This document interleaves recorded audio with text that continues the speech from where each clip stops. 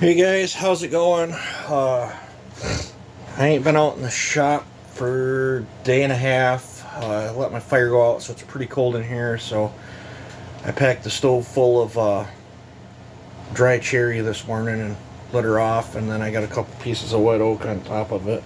Hopefully by the time the cherry burns away, the oak will be taken off, and then I can just keep filling it with oak the rest of the day. It's cold outside, but it's not super cold.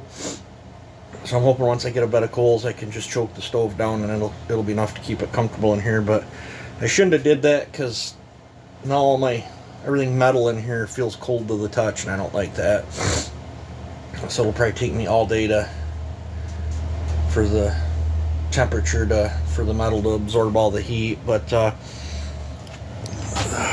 let's see here. I got the 372 cylinder over there. I've already did the chamber cut, base cut, skirt cut. I've got the exhaust laid out. This is the 372, that's not mine. Over on the bench, I'm sure you can see it way over there. I say way over there, it looks way over there on my little screen, but it's only about 15 foot away. I got the wheel on it, and the cases are all together, and I'm going to hopefully have that one buttoned up today. And then updates on the saws. I sold the stock 460. That used to sit right here. Tree Service stopped by. They bought it off me, so I was able to pull the ad off from Marketplace there, because yeah, that way I don't have to deal with Facebook idiots anymore. Like, selling stuff on there is such a pain in the butt.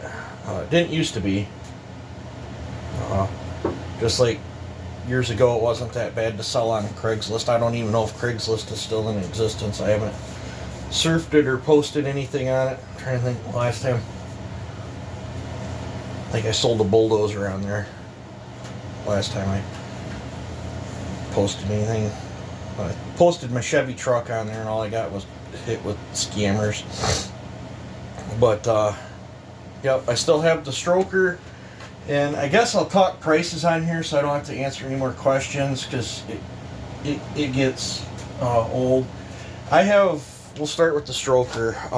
I have massive amounts of time in this thing. This is what we call Scarface. I did transfer my rewind, because it had a badge on it. I did transfer my rewind off from my get-together one onto this, just because this thing pulls over. Don't have a decomp in it. This thing pulls over so hard. Being able to get all your fingers in there really makes starting this a lot easier. She is ugly, but the one part saw I bought off Facebook Marketplace for $150. The other part saw I paid $400 for. So that's what, that's $550 right there that I have into this, not including all the other little, like the piston and all the other parts I had to buy to, and then hours and hours and hours. I don't have a calculator, but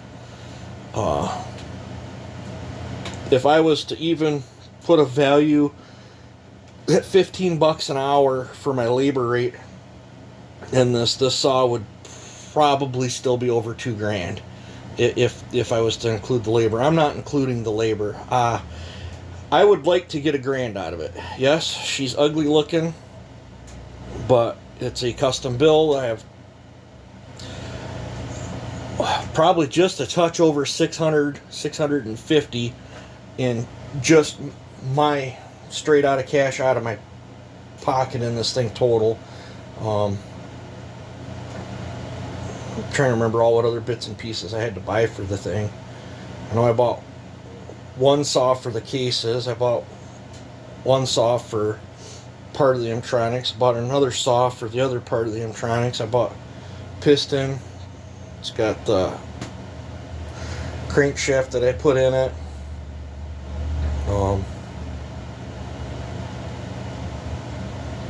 I think I bought a carburetor as well, because the carb was junk on this. I can't remember. It's been too long. But I have more in it than it's worth, but I would like to get $1,000 out of it, if that makes sense. This thing on Marketplace, these things are going for stupid money.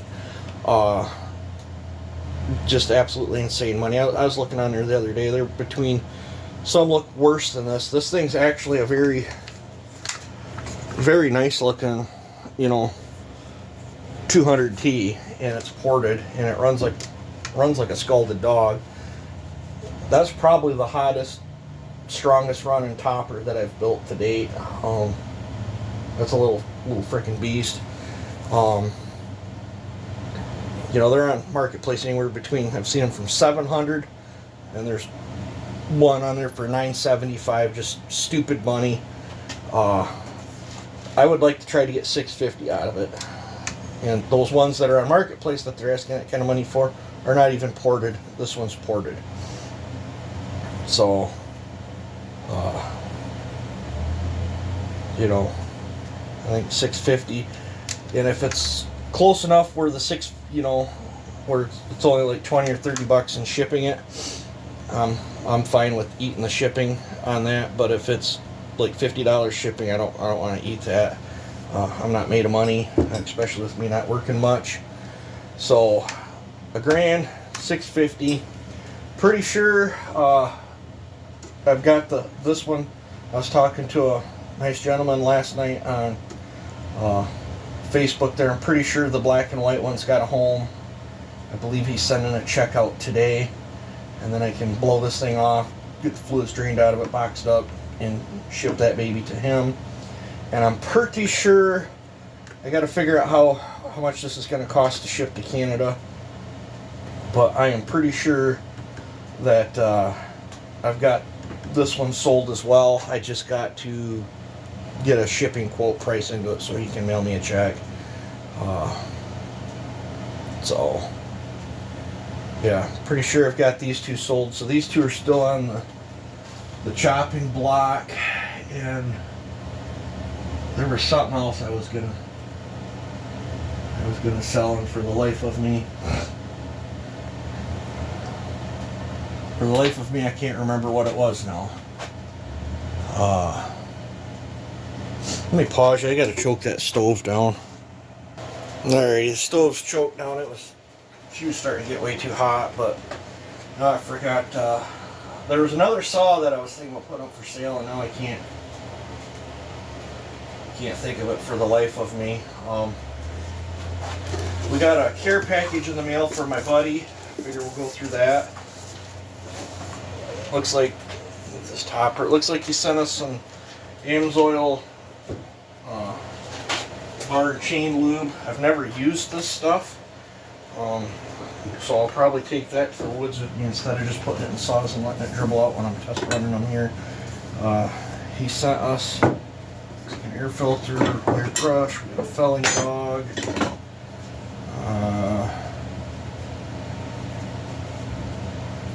we got another air filter.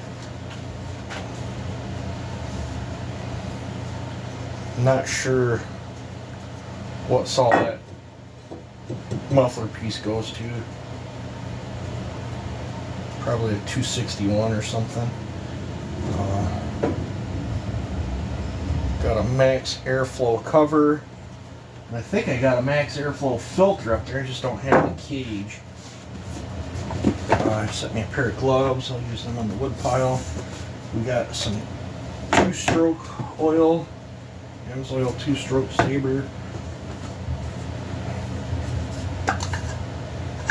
That looks like a stock 460 muffler. And I would say this is a modified 460 muffler. Here's that 461 cover that I was telling you about that I had on the way. So now that chip that's missing out of there, we could put that, I'll have to steal my knob out of the other one. Now we can put that on there. It looks like a steel hexafile. I've never tried one of them. That'll be interesting. What else we got here? I would say that's probably a 261 cover. Probably fits other saws as well.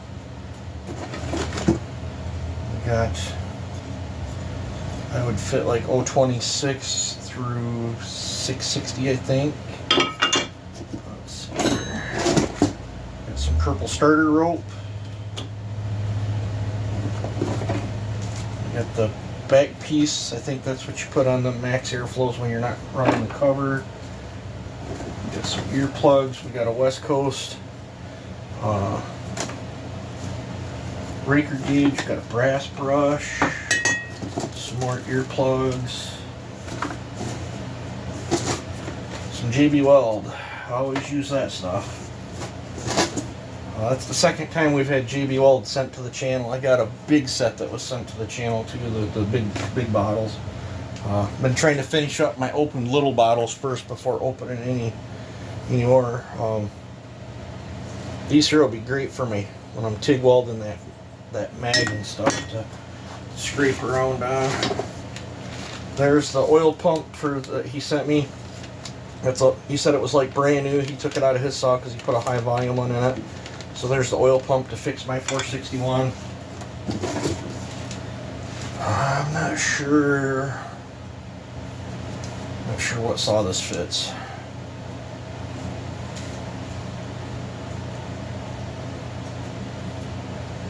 I'd say probably 362 MS 400, something like that. I guess we'll find out, because if this does fit my 362, I'm pulling the wrap off the 362 and putting this on the 362, and then I'm going to put that full wrap on my 400 and then save my original 400 handlebar. We got an intake boot. I would say it's 440, 460. We got decomp. Looks like Husqvarna. Got felling dog and carburetor, but I think this carburetor was off the saw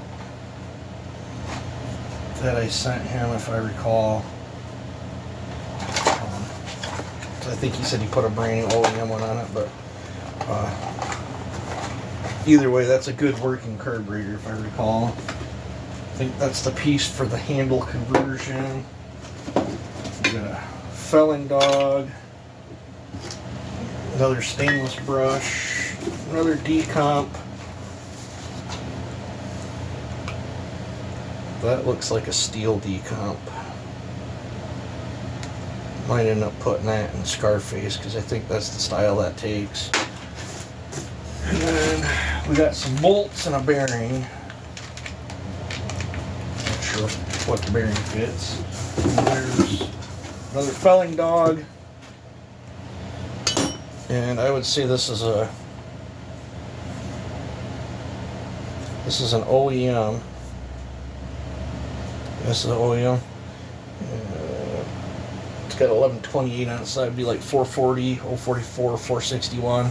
So we got a like new. It's got a couple tiny gashes in it, but it's almost like new OEM handlebar. So that I could probably trade that out on my pretty looking one that we built. So that's sweet. I'm gonna say this off 461 because it's black. If I recall, the 440s were aluminum colored, but they're interchangeable. And then I believe this is an OEM 372 cylinder that he wanted to see if I could port, because if I recall, I think he said it was sentimental and it was off his grandpa's saw. And it's been ground on a little bit on the intake, but nothing horrible. And it looks like it looks salvageable to me. I don't see no reason why I can't port that, buddy. So, then I got some instructions in there. But, yep, that's the mail call there. Thank you very much. I'm not sure if he wants to be named or not, but I talk to him all the time on the phone. So thank you very much for sending that in. It's all stuff that will get used sooner or later. Some of the stuff sooner, other stuff later. I'll have to get a different can and mix up some of the stuff. I hear a lot of people run this 100 to 1, but I will not do that. Absolutely not. I've ported a few saws where people have ran this stuff at 100 to 1, and all the parts feel dry. There's no film that I can feel on them. Not like when you run Red Armor 50 to 1 and take it apart and you can physically see the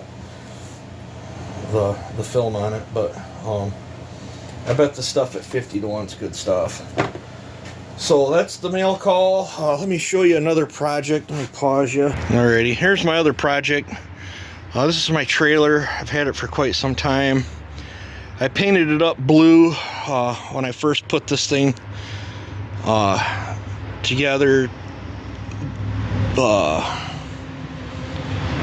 I changed kind of built the thing, kind of, sort of rebuilt it. I don't know how you want to look at it. I put that's why the axles look so much newer than the rest of it. The back part was screwed up really good, so I shortened it and sectioned it in here quite a long time ago, and I turned it into an 18-foot. She's 16 to right here, and then she's got the 2-foot dovetail. But I went and down to that, shoot, I can't even remember the place of it. It's a big trailer place there close to the border, and I bought all new axle springs, the hardware, the rims and tires they had there for a good deal. I'm like, yeah, screw it. And they were the heavy duty ones. These were brand new fenders. I had to build all this stuff and to attach them, which I thought turned out fairly decent. This one I loaned the trailer out once, and they actually caught something and actually ripped that right off and folded the fender back up, and I'd straightened it out once and then re-welded it back on. That's why the light looks a little funny right there, but I was less than impressed with that. But good old Michigan winters. My decking had went bad, and the back, as you can see back there, from loading my dozer and stuff, and then the rust, she gave out, and I've got 2 braces up here that are pretty much, the rust is getting to them. So I was gonna pay a buddy to do this, and he got the decking tore off it, and this is I'm pretty sure I got enough decent used decking boards here from other previous projects that I've been saving. I think I got enough to redeck it. I might have to buy a couple boards, but I was pretty bummed out. They're getting after him at his place. He got one of them cease and desist letters and got to move crap out of his yard, which really irks me. It's supposed to be a free country. I'm the type, because I know I don't have the nicest yard or whatever, and I grew up in kind of the outskirts, kind of farm type land there or whatever. I'm the type of person, if you don't like what's in my yard, don't look at it. I hate people that turn people in for, something that's, the thing's got a valid plate on it, and they shouldn't even have messed with him. He was just going to it would have already been done and redecked, but I told him while we had it apart, I got to hunt down some replacement beams and some 1x3 C-channel there. I don't know, I might just run down and buy some square tubing, leave that brace in there, and just stick another one across it. I abused the crap out of this trailer. I got a pretty smashed up fender over there, but I got paint and stuff. I thought while it was torn down we'd fix it up and repaint it, but I'm gonna try to get this thing done before snow comes. I don't know if I'm gonna make it or not. I don't know, that back's kind of pulled out a little bit too. That's from taking stuff to the scrapyard, them dragging stuff off my trailer, catching it. Hey, compressor kicked on, but at least I'm outside. But yep, so this is my blue heavier dutier trailer. It's I got my black one too, but just kind of a bummer.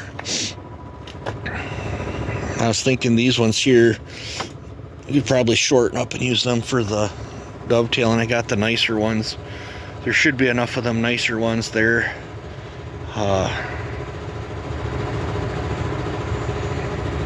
Then we're actually side racks off from a trailer, and it was all pressure treated, and they were 16 foot long.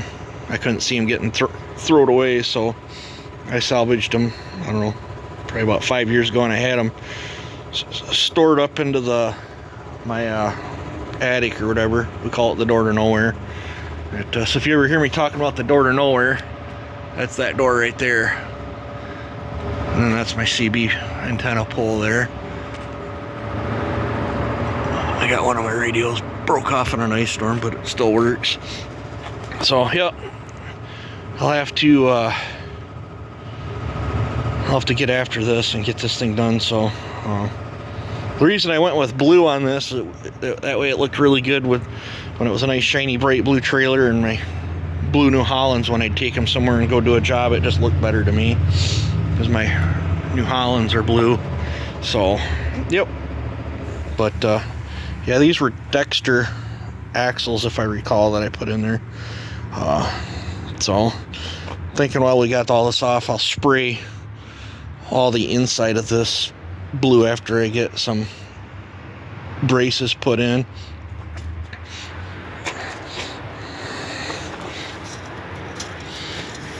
I might grind all the heads off that and straighten that brace out and put a backer on it and weld that in, and then I think I might go right on the other side of the light and just put a chunk of 2x4 or 2x2 square tubing in there if I can find that. This one's bad as well, but